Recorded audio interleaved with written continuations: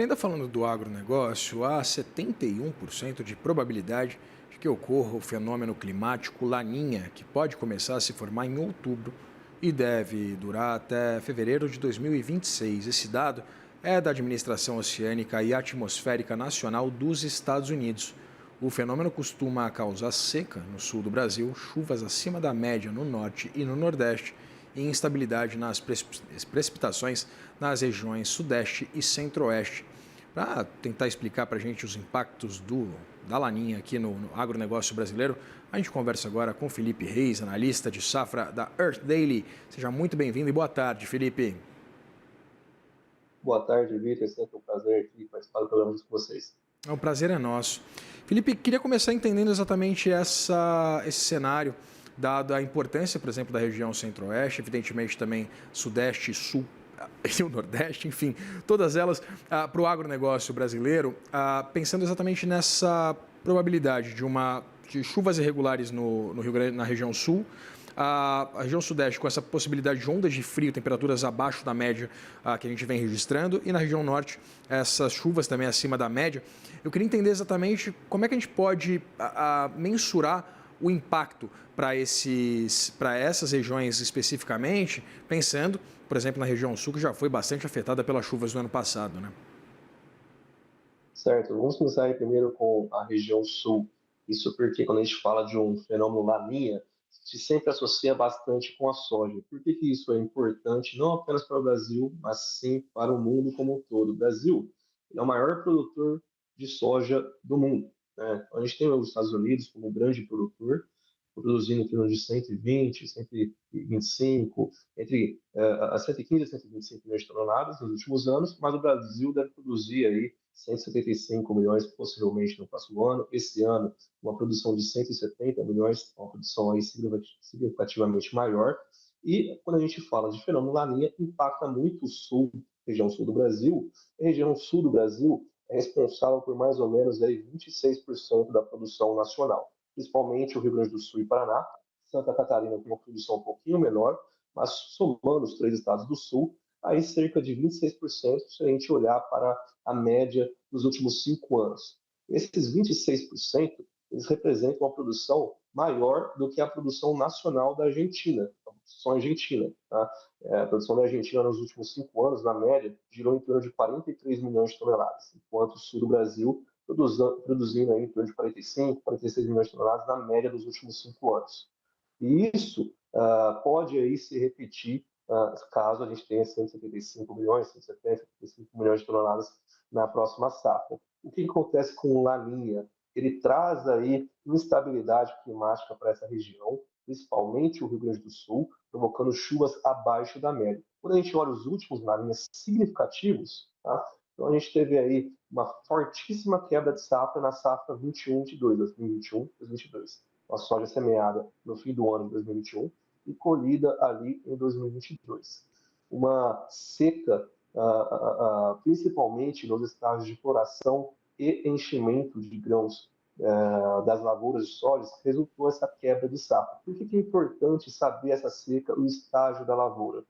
Na safra 2021, nós também tivemos um laninha ativo e com a mesma intensidade. Quando a gente olha os dados divulgados pelo NOAA, a intensidade do laninha foi muito semelhante em 2020, 21 e 22. Então a gente está considerando a safra de 21 e 22 comparativamente com a safra de 20 e 21. A diferença ficou que na safra de 20 e 21 nós tivemos uma produtividade muito boa e essa seca, resultado do Laninha, atingiu muito mais a primavera do que o verão. Então, os estágios de outubro, os meses de outubro, novembro, início de dezembro foram chuvas abaixo da média, mas ali em janeiro tivemos boas chuvas, janeiro de 2021. Isso permitiu um bom desenvolvimento da soja no estado do Rio Grande do Sul e, consequentemente, uma boa produtividade e uma boa produção. Isso não aconteceu no ano seguinte, onde a seca atingiu muito mais ali dezembro, janeiro, e essa seca de 21, 22, ela veio acompanhada com calor muito forte. Então, um calor associado a uma seca, a umidade do solo foi muito baixa, resultou numa quebra para o Rio Grande do Sul, uma média estadual de 45%, certo? Então, uma quebra de 45%, isso deve impactar em muito as contas ali do produtor. Então, o que a gente pode pensar e fazer para os próximos meses, a sugestão nossa para o produtor? Quando a gente olha a previsão climática para os próximos meses, a gente tem uma tendência, e aí eu estou trazendo uma tendência do IRI, é o Instituto Climático Associado à Universidade de Colômbia. Ele mostra que nós devemos ter chuvas abaixo da média, ou seja, uma seca para o último trimestre de 2025, outubro, novembro, dezembro, e essa seca deve perder intensidade nos trimestres consecutivos. Então, novembro, dezembro e janeiro, ainda assim, chuvas abaixo da média, mas uma seca menos intensa do que outubro, novembro, dezembro, e chuvas próximo à média ali, já pensando em dezembro, janeiro, fevereiro. Se considerarmos esta tendência para o clima para os próximos meses, a sugestão para o produtor é que ele se planeje para que realize o plantio já pensando nos estágios de floração, de enchimento de grãos, nesses estágios onde a gente deve ter um pouco mais de chuvas, considerando que a soja ela é um pouco mais resistente à seca nos estágios iniciais, de germinação, desenvolvimento vegetativo.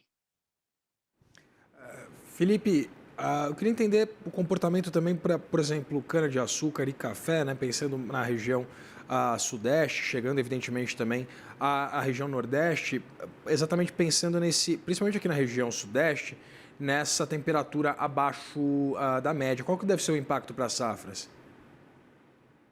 Certo? Quando a gente fala aí do fenômeno Laninha, o impacto fica muito mais concentrado ao sul e nordeste, norte e nordeste, mas também aí tem algum impacto no sudeste. E sudeste a gente vai estar falando de cana-de-açúcar e café. Para a cana-de-açúcar, o impacto é um pouco menos intenso, já que a cana ela é mais resistente à seca do que outras culturas, do que o café, por exemplo. O café, com uma instabilidade climática, ou seja, alterando seu regime de chuvas, chovendo um pouquinho abaixo da média, dependendo da região, a gente tiver temperaturas um pouco mais distantes do que normalmente ocorre, isso pode afetar a florada do café. E isso, se a gente tiver um impacto negativo sobre a florada do café, isso significa uma menor produtividade para o café. Então, para a cana, pelo menos por enquanto, o que se espera é um impacto mais reduzido, principalmente comparado ao café aqui no Sudeste. Tá? E aí, quando a gente vai para o Norte, Nordeste, e considerando o efeito do fenômeno Laninha, o que a gente está falando é em excesso de chuvas, ou seja, chuvas acima da média. Nós tivemos principalmente um fenômeno intenso do Laninha, isso significa chuvas, possíveis alagamentos, o que pode aí afetar, principalmente excesso de chuvas e uma umidade do solo muito alta, a qualidade do grão, e aí soja e milho de primeira safra.